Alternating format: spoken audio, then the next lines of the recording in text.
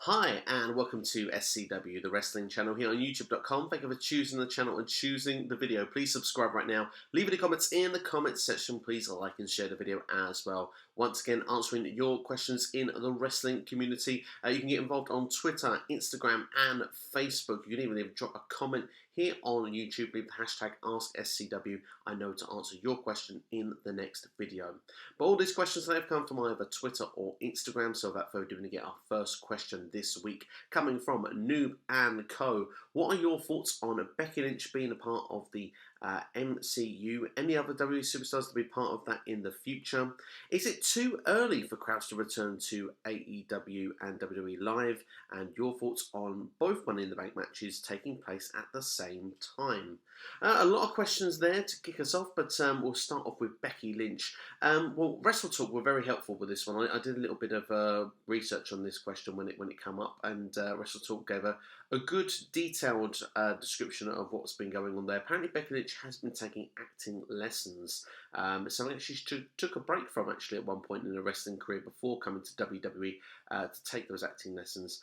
She's continued on with that, and apparently in quarantine has been taking acting lessons again. Rumours are that people are interested in having her for movie roles, and that she could be quite popular. She wouldn't be the first in wrestling history to be like that. Of course, The Rock, John Cena, Dave Bautista. Quite a few of people though, Triple H, Hulk Hogan, loads of people have flirted with the idea of acting previously, so it's definitely not the first time we've seen it. Of course, China as well was involved in some acting as well back in the day. But looking at it, yeah, I could see Becky Lynch potentially transitioning at some stage into it. I'm not surprised that she is wanted because she is a decent promo. I would like to think a lot of the time the stuff she puts together is quite entertaining to watch and to listen to, and has a bit of a believability factor about it. For other WWE superstars, there has been a lot of rumours on Roman Reigns. Apparently he is got some interest after his the Hobbs and Shaw, I believe, with Dwayne The Rock Johnson's got him some interest. Apparently he's landed a comedy on Netflix. Apparently, I read that on the ringsidenews.com just today actually. So yeah, I mean he could be someone that could be of interest as well. Of course, being one of the top guys. And he's kind of got the look, I think, of what someone would look for in that sort of world of acting if you wanted sort of an action star and stuff. But yeah, it will be interesting to see really, because for some superstars, yeah, perhaps it's a transitional period to get into acting. But for some of us, I think wrestling is everything, and for some, it just falls in the lap when they finish. But let's hope that what we've got sticks around. I think obviously Roman not there at the moment, but we hope that he'll come back. Becky Lynch, I would like her to stay about for the time being. I think that she's the strongest of what we've got in the women's division right now. We're certainly within the realms of popularity anyway. I wouldn't want to see her go away at the moment. And plus, I want to see the 4 horsewomen storyline. I really want to see that. I want to see it either as a fatal 4-way match, or I want to see them as a stable. I imagine it'd be very dominant as a stable, but just for me, it's a couple of things that I still feel we need to see before any of those ladies tend to move on to a different direction completely. But I don't think Becky will go anywhere full time for the time being. I think that she's quite happy as a WWE superstar, as a Raw Women's Champion. She's carried the brand for the last 12 months. She's got herself where she wants to be, and now it's about seeing how far she can take it. And I mean, to go off and do a big movie and come back would actually probably do well for popularity, and probably even popularity for the company in that way. The people that may have not checked out WWE might actually keep their eyes on the products going forward, looking out for Becky Lynch. So it can have its positives as well. We'll have to wait and see how it will play out. But yeah, it's certainly interesting. It's food for thought. I would say that much indeed. As for the crowds returning, yeah, the rumours are we could be getting 25% capacity back in Florida as of, I believe, as early as next week. Which, I mean, WWE have taped their stuff up until the finish of Money in the Bank. I don't think AEW are planning it this week from what I'm aware of. So it might still be a couple of weeks before we start seeing a few people end up in the crowds again. I do think it's too soon, personally. I think it sounds like a recipe for disaster. Looking at how the numbers and stuff are affecting around the world, to just put everybody back together again feels just too early for me at this stage of the game. But what you can argue is that WWE and AEW have continued to put on shows, and there's not been any repercussions from it. I mean, I believe one person was suffering from coronavirus, who was isolated, wasn't actually an on-screen talent, I don't believe. Got themselves better and is back at work, and no one else is affected. So from that perspective, so far we have to try and look at it from a positive perspective. There has been nothing wrong has come of WWE and AEW continuing their shows. What I would say is, though, if you start bringing the outside public in, there is a worry that that could change, and of course we don't want it to change.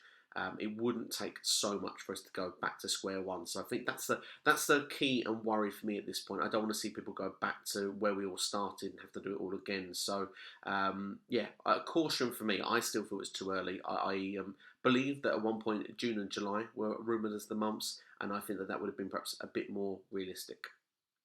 As for Money in the Bank matches taking place at the same time, this can be good and bad. I mean, the whole concept really can be a train wreck anyway. But what I would say is that goes in a positive standpoint from this. I'd always like to look at the positive first.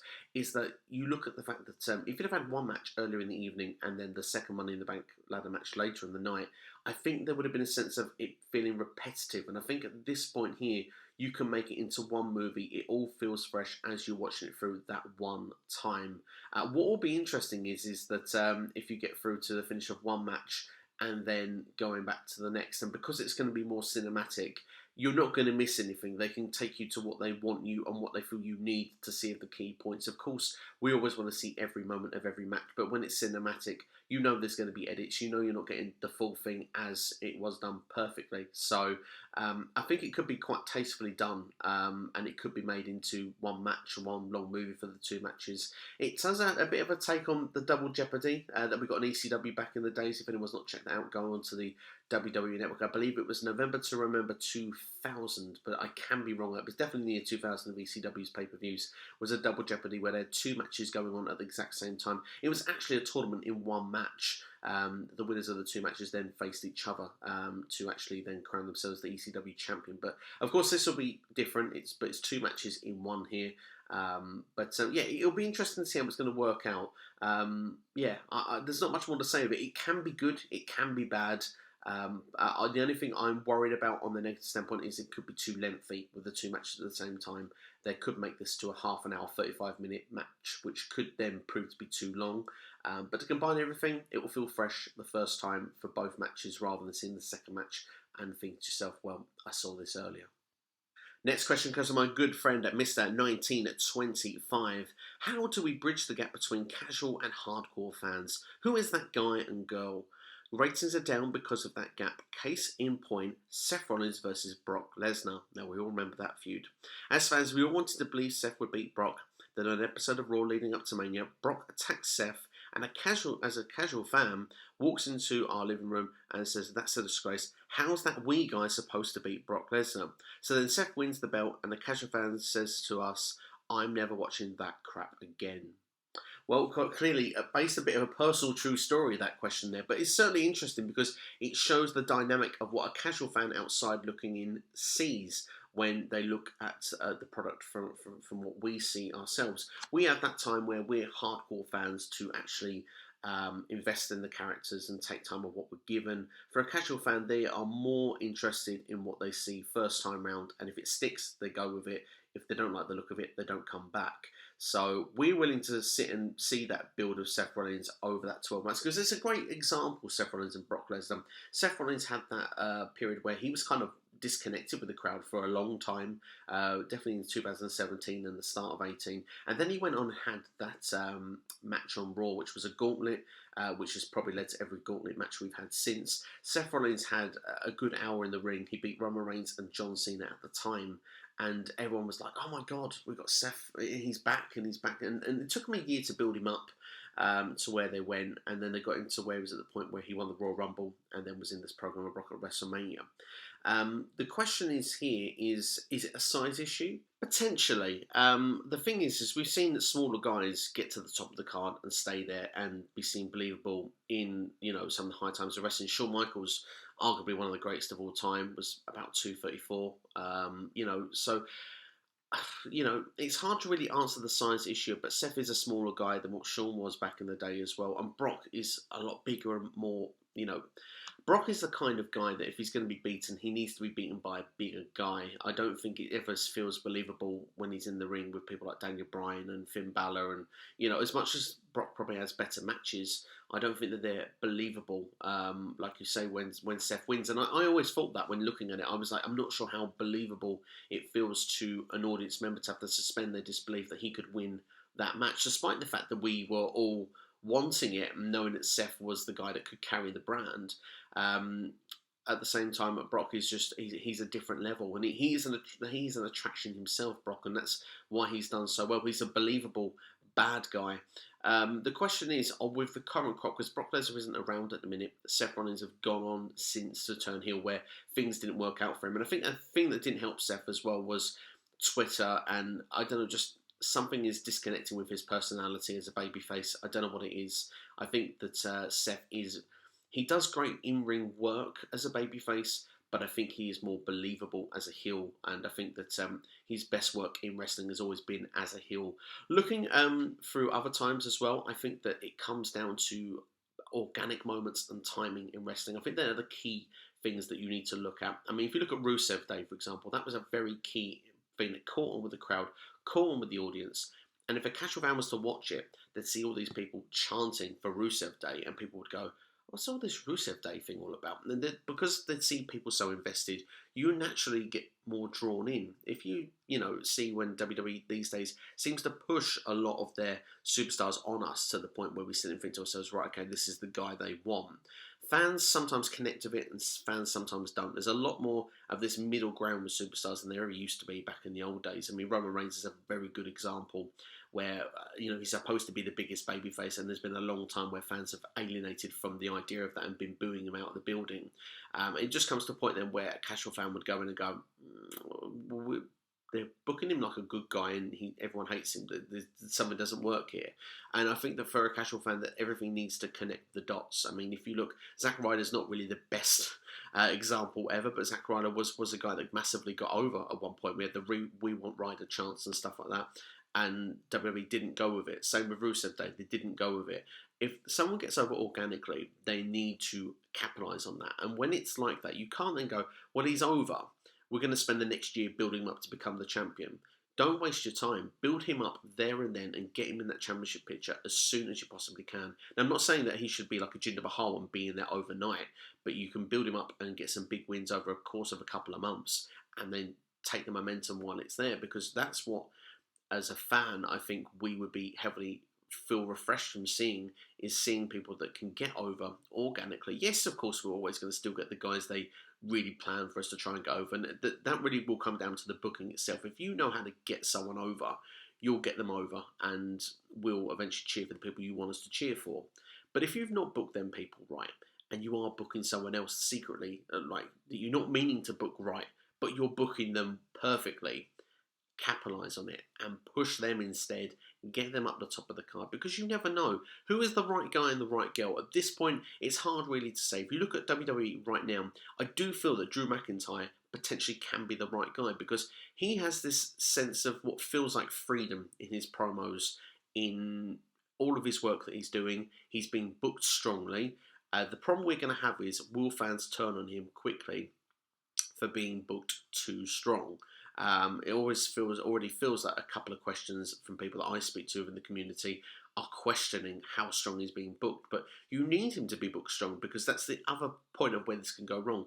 50-50 booking. For someone to win and to lose then the next week, they lose their momentum. You have to keep someone winning if you want them to be built as strong as a megastar. And the thing is, we spoke about this last week a little bit with Drew. He is probably the key of what they've got to building a megastar right now, because things have just connected and the dots have hit at the right time. He's gone to become champion in the right time period, and now it's not just the story of where you've got to be the champion and that's it. It's where can you take it from here? Can you bring 2 or 3 guys up with you up the card, so that when that guy beats Drew, that guy massively gets over, whether it's a bad guy, because bad guys are as key as this as well. If you've got a really good bad guy and people want to see them get beat, you believe more in the good guy than what you believed before. If sometimes the bad guys are so cool that literally you think to yourself, yeah, but he's a boring babyface, and we've got this really cool bad guy. It's like it can also connect the dots as why you get those mixed reactions as well. So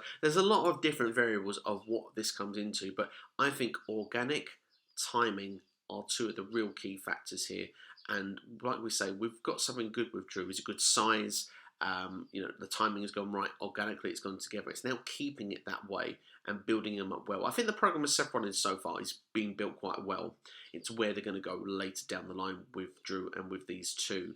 As for the women's division, Becky has been the best booked, and she's connected with fans in lots of different ways. The problem that Becky has got is that she's not been able to bring anybody up with her. There's no one that's arguably on her level, and I think that comes down for her being champion too long. There's been booked strongly, and then there's absolutely destroying the division, and that's where I think it's gone wrong with Becky. She was never really booked the best as champion. The story went up to WrestleMania, and after that, I think that the story wasn't booked as well. The program with Lacey Evans was very hit and miss. Natalya was never believable. Sasha Banks, when she came back, should have been the one to beat her for the belt. Sasha, since now, is not seen on the same level. We've got to Shayna Baszler. Baszler really felt that she was the one, and it didn't connect. So there's lots of different variables, and it all comes down to that timing thing I mentioned. You've got to know when to build someone up, you've got to know when to knock them down, and you've got to know how to build your next star. Because you can build one star, you can build 2 stars, and then you can build 4 stars, and then you can build 8 stars. We've got it in different areas of wrestling. When you look at the attitude area, you look at ruthless aggression, those stars were built and made, and they can last you for up to 10 years. But if you just build one, it only lasts for so long. The fans turn on them, and then that's it. It's game over. So it's very crucial of how it is done when it comes to the booking side of things. And for casual fans, like I say, if you can get someone in the mainstream, and we go back to an earlier question here, I mean, being involved in a mainstream movie is a good way of getting people in. Celebrities to endorse your superstars is a good way to do it as well. There's lots of different ways of building that way. Sometimes you've got to take your superstars and put them in the casual world. I remember back in the 90s, it was very popular that you'd see someone from WCW go on Jay Leno, for example. These late night talk shows, for example, making TV appearances, Saturday Night Live for WWE back in 2000. There's lots of different ways that they can do it. And at the moment, it's probably very difficult to do right now in the current world we live in. But maybe at some point down the line, it would be very interesting to see how that would go. Next question coming from Austin Whitley. If Aleister Black wins Money in the Bank, should he change the briefcase colour to match his gimmick? Yes, what I'd like to see actually is very often with the Money in the Bank, I want to see, it's okay to have the big green case, but I want to see superstars make something individual, unique and their own. Let's take a concept that has been the same now for about 15 years and let's mix it up and change it up a little bit. Last year, Brock, yes, he had the green case, but he did a gimmick with the briefcase. There was something that actually made the gimmick kind of cool in the end. And you need to have ways to kind of make it feel that this is going to work for that superstar, that character. Of course, if you look at something like Elias, yes, a guitar case would be really cool, and different ways like that. But Aleister Black, yeah, like a really sort of black briefcase, a dark briefcase, I think would be really cool for him, because his gimmick is very mystique. It would look a little bit weird and generic to see him walking around with this green case with that gimmick that he's got. So I've always said personally, I know he's a favourite going into Money in the Bank, but I don't think he's the right person. I think he could be, especially with so many of the top stars on Raw currently right now, not actually on these weekly shows. I think that it's a good time that you can push Black towards that main event and get him there organically without having to use the Money in the Bank. And I do feel as well that even if 1 or 2 of them big stars do come back, now is the time to start putting him in the ring with Black and getting Black to get those big wins. Next question comes from Mike, Italian Hams Mike, with a 2-part question. First, in your opinion, what is the best Money in the Bank ladder match? In Mike's opinion, the very first one is the best one. And second question, why doesn't Money in the Bank ladder matches have the same feeling now as the early ones? Great questions there. I mean, I'm with you. The first one, I think, has to be the best one. I think purely because of the fact that all the superstars in there had a lot of credibility, and you kind of got this sense when you look back at it, the goal of what the match represented. And a lot of the times as well, when you see stuff for the first time, it's fresh, it's new, it's exciting. As I said earlier in the video, it's now 15 years now since we first had a Money in the Bank ladder match. It's been a pay-per-view for itself now for over 10 years. And you get to a point within WWE right now that looking at them, I do feel that WWE does the tried and tested. If something was a match that worked, And a lot of the new match types came in sort of between that Attitude Era and Ruthless Aggression Era sort of time period. A lot of those matches now are just cycled into like yearly pay-per-views. Like we have TLC, we have the Elimination Chamber, Hell in a Cell, and they're all sort of made into gimmick pay-per-views where you look at it and think, well, we've not really had those sort of new type of gimmick matches given to us for a long time now, where like the Royal Rumble was sort of tried and tested and can be really be made to feel different each and every year. Money in the Bank is probably the next best one where you really can give it that real new and different feel. And this year, I suppose, is the most different Money in the Bank we're ever going to get, because it's going to be completely cinematic and done completely differently to what we've seen previous. I think as well, when you look at it now, a lot of ladder matches these days, it's very easy. Like if you have 3 tag teams, you've got the same sort of style. If you look at NXT recently, they did their own form of a Money in the Bank just to get the number 1 contendership. I think that ladder matches are easily done, and it's easy to be overdone when you look at this concept. And I think as well, sometimes the winners don't help either. Like I think in the last few years, you could argue some of the winners have been more lackluster than what we were aiming for. I mean, Sheamus, I think, was a bit of a surprise when he won it in 2015. You can look at it and say that with the likes of Braun Strowman, Baron Corbin, they weren't the most exciting. Brock Lesnar last year didn't really connect with a lot of people. So, I mean, WWE could do with a Money in the Bank that could knock it out of the park and really get fans invested. I think Aleister Black is that guy that would make that work. But again, as I said earlier in the video, I'm not sure he's the right person to win it. I personally think I would go for King Corbin just because of the fact not that he's not the fans' favourite, but I think SmackDown could do with the extra main event player, and I think the Baron Corbin, if he was to win it this time round, could actually have a chance of becoming a main eventer, even if it's a short-term fix. He certainly has got, he's had the backing and push that's took him so far. And a Money in the Bank could really just take him over that edge into that main event sort of status. So for that way, I think that would be the right move. But there's been some good Money in the Banks over the years. I really liked the WrestleMania 23 one, just to give a bit of a different opinion to your one. I do think that the first one with Edge was the best, but I do think the WrestleMania 23 one was a lot of crazy spots. It just felt a bit mad watching it, and people had no regard for their body whatsoever. And if I'm not mistaken, I think that was the first year that they had 8 competitors, because I think at the first one they did 6, if I'm not mistaken. So I'll give that as an alternative answer. But there has been some good ones over the years, and of course a lot of memorable cash-ins as well. I think it's something that should stay on the calendar for WWE, but I think it needs some stronger booking, and I think that people would be a bit more excited if they were perhaps a bit more happy with the outcomes. Like I say, the last few years, I think, has probably given it a bit more of a negative feeling on it. Next question from Ty at World Order. Wow, Impact Wrestling's rebellion was wild due to the changes because of COVID-19. Give your mini review of the whole thing, but specifically that surprise main event and entrance by Moose. Holy crap, was that a surprise? People, seriously, stop sleeping on Impact. Well, I have to agree, stop sleeping on Impact, people. I mean, I do think that Impact puts a good product out overall. I enjoy more of what they do than not. To give an overall with Rebellion, it was a 2-part show, wasn't it? I do think that you could have took a couple of the matches away and put it into one show. Now, I'm pretty sure, of course, if we'd have got a normal pay-per-view, that we'd have got a 3-hour show, and I don't think it would have been a 4-hour show. So maybe I'm being slightly harsh on it, but obviously with matches like Joey Ryan, and now I don't think that was necessarily needed personally. But if you look at the matches on the whole, I do think that we had a lot of strong in-ring action, and particularly I really enjoyed Ace Austin versus Willie Mack on the first Rebellion week. I thought that was a really well put together match. I thought Ken Shamrock and Sami Callihan's match was really good as well. My only problem with that was the result. I don't think that Sami, especially so new into this new gimmick, I don't think he should have been losing to Ken Shamrock, especially someone who's in his mid-50s. But what I would say is, though, that Sami passed out. He didn't technically lose or give up or anything like that. So you can sort of say that maybe he's been protected slightly within that. But still, I would have had Sami go over just as a personal preference. But when you look at that second show, I think that the women's match was really good with the full Metal Mayhem. It's sometimes fun to have a gimmick match in like that. I thought the 4-way was really good with Chris Bay in there winning that one, and that elevates him further up the card. He's had a strong start to Impact Wrestling.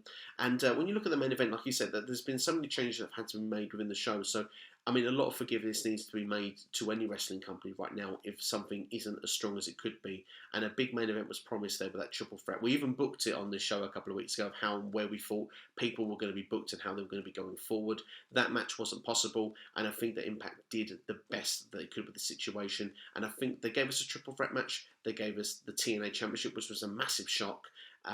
And I think that the way they brought it in, I thought was done very clever. The interesting part is what they're going to do going forward with it afterwards. And I think that there's a lot of excitement and a lot of potential. And I think the Impact really does have, like you say, where people need to stop sleeping on it. People need to be invested in this because we've got a lot of different options here. I mean, it depends how long Tessa is going to be away for, but it looks like now TNA there was interest in it.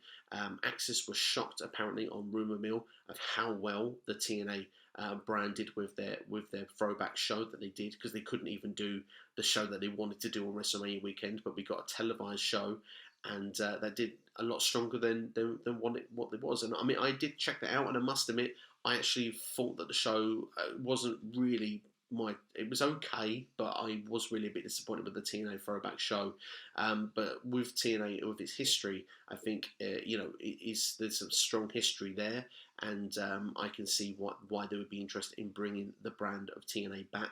And what would be interesting from this going forward for me would be an Impact versus TNA kind of style rivalry. I think that you could really make a great storyline between the two companies to eventually make Impact Wrestling the company, almost like that sort of company versus company from within of your own company. It's a very interesting twist, and eventually you can have the Impact champion versus the TNA champion somewhere down the line. But it was a great way to bring it in. I think Moose was the right person to do it. He's been involved with TNA storylines. He's creditable. We've talked about it previously that we thought Moose and Elgin should have a match together. So we kind of got that. We're along with Hernandez in there. Hernandez took the fall, I believe, as well, if my memory's right now, a few days later. Hell of a lot of wrestling to take in each week. But yeah, I think that there's a lot of work that you can do going forward with this. So yeah, I think overall, Rebellion definitely was a positive. I would have preferred, obviously, if it could have been the normal pay-per-view format. I think one or two matches perhaps wouldn't have been there that were not needed. But overall, I think that it was a solid show. I did enjoy it. And carrying on, a Thai World Order as well had a second question given to me earlier in the week. Should Impact bring Rich Swann back as an opponent for Willie Mack, or have them continue their quest for tag team gold together? I think both is the quick answer for this one. They need to start with them both going for the tag team championships, and they need to fail. They need it to not work. Willie Mack needs to remain a strong singles competitor in the meantime and have the occasional singles match and continue to hold the belt and do well with it. It can almost be, depending on how long Rich Swann is out for, Rich Swann could get jealous of the length of the reign or how well Willie Mack is doing individually and how Willie Mack has managed to continue his career without him. At one point, so Rich Swann, as you can see, was happy to see how well Willie Mack has done, but if Rich Swann is not doing well when he comes back, he can get to the point where the jealousy starts creeping in, the heel turn comes in. I think a Swann heel turn would be very interesting to see how that would play out, because I think Swann's got it in to be a good heel, and I think these two would have a very good program. So I'd be interested to see how that would play out. I think that if they were not to get the tag team gold, to have a program together, I think that this could be great television for Impact Wrestling. Carmine Rocco with our next question. Do you think Kenny Omega, along with the Young Bucks, should turn heel sometime soon, or maybe wait a while longer? I think they should wait a while, personally, if I'm being brutally honest. But if you look at it, I mean, I think the idea was for Hangman Page to turn heel on Omega, and it seems that the fans were so invested before, obviously, Hangman wasn't on these shows, that Hangman would have been massively over, to the point that the other three probably would have had to have turned heel. But if I look at it personally, I do think that you've got the Blood and Guts match meant to be coming up some point in the future with the Elite and the Inner Circle. And while that rivalry is going on, you don't turn anybody. You keep them face for the time being, and for whenever you can make that turn somewhere down the line, potentially. But these guys, they're the foundation of this company, and a lot of people are into these guys. A big reason why they tune in. So for the time being, I would keep them all face. I wouldn't change anyone heel. Maybe in 6 months' time down the line, maybe it could work. Maybe it could be a good idea. But especially while things are going on with this pandemic as well, it's very hard to do heel turns for them to come over as well as maybe they could do. I mean, you can do them well, but they're always so much better in front of a crowd. And I do think for something like this, for AEW's sake, they would be much better delaying things like that for when they can get full crowds once again within their arenas. WWE News for our next question. What do you think will happen next SmackDown? Good question. Well, I believe the things have been advertised already for the next SmackDown. We've got a face-to-face after this week with Braun Strowman now and Bray Wyatt set for next week. So it'll be interesting to see what they're going to do there. It'll probably be, like you say, face-to-face. No one's probably going to be massively over going into the pay-per-view. They'll probably keep it an equal kind of playing field. Maybe they might do a thing where Bray Wyatt will disappear. We'll have to wait and see how they're going to play that out. But I imagine both are going to look as strong as possible going into the pay-per-view. We've got a tag team match set as well with Bayley and Sasha going to be taking on Tamina and Lacey Evans. I expect the faces to win that going into the pay-per-view, personally, just to give Tamina that extra momentum when she goes into a match with Bayley. Just to say, by the way, I will be throwing out my predictions video for Money in the Bank this week, so make sure to keep an eye out for that. We should be posting on Tuesday. Yeah, elsewhere on the show, I believe there's a 6-man tag also been advertised, which would be Daniel Bryan and Drew Gulak with a surprise partner going to be taking on Baron Corbin, or King Corbin, I should say, along with Cesaro and Shinsuke Nakamura. My feeling is that now Otis has qualified for the Money in the Bank, that he would be the guy that would probably fit the role. But it's going to be interesting to see how and where things are going to place out. There's going to be a lot of build for Money in the Bank. Hopefully we might get another match or two added. I know the Tag Team Championship has been added over the weekend on Twitter.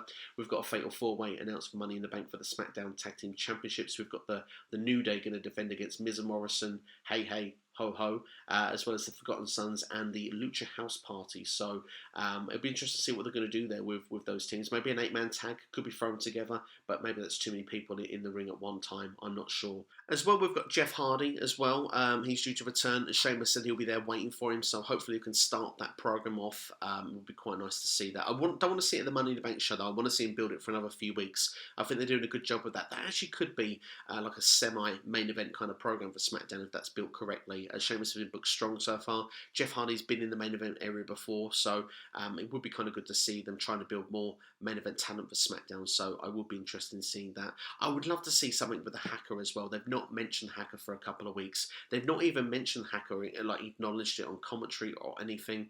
I want to see a bit more done with the Hacker storyline. It kind of feels like at the moment that this is a storyline with a lot of hype, with little payoff, and if it's going to have such little payoff, it does make me wonder that when executed, if it's something we're going to forget about very quickly. So I want to see more made of this Hacker storyline. I was enjoying it, but like I said, it's gone cold for the last 2 weeks, so I think it's time that we start to bring it back a little bit. Something little by little, a little tease each and every week, even if we don't announce it just yet. Straight Edge Josh with the last question. What do you think of Nia Jax proving she's still a potch master? Oh, God. Well, look, I'm pretty sure that Nia Jax, there was a nasty spot a couple of weeks ago. I'm sure she didn't mean it on purpose. But of course, you're putting someone else's life in your hands when you do moves like this. So, you need to be extra careful. I'm sure Nia didn't mean it, but she's a heel after all, and her way of responding to it on Twitter is to try and get as much heat as possible. But we have to remember, look, our favourites have made mistakes past and doing botches. Some have been more fatal than others. And it's all part and parcel of what goes into being in the wrestling ring. You put a lot of trust in those athletes and stuff, and it is what it is. I mean, Nia has done a few botches in the past, and like I say, I'm sure she doesn't mean it, but is it extra training that's needed? I'm not so sure. Does she just need to be a little bit more careful when she's executing moves? Perhaps, but Nia will know best herself what happened that day and why that went a bit wrong. And you just got to be thankful that nothing too bad come of it, and hope that there's not so much more like that going forward in the future. But that's everything from me anyway on this particular episode of Ask SCW. Hope you enjoyed it as always. Make sure to please like, share, and subscribe. Spread the word of SCW. We're on 410 subscribers now, so great to see that you guys are subscribing and that. And make sure to hit the bell as well to be notified each and every time there is a video released. You will know about it. You can check it out straight away. Like I said, there's been plenty of videos uploaded this week. There's been a special interview with one of our Twitter followers, Dan. He wanted to do a show, so we got a show with him. We had also Nitro throwback as well this week, and just general opinion videos each and every day, including gimmick matches I think that could be used amongst this environment as well, so plenty to check out. But that's all from me anyway. Thank you for watching. I'll see you next time here on youtube.com. I'll see you once again tomorrow with another video, and I'll see you for Money in the Bank predictions later this week, preferably on Tuesday. If not, definitely by Wednesday. I'll see you soon.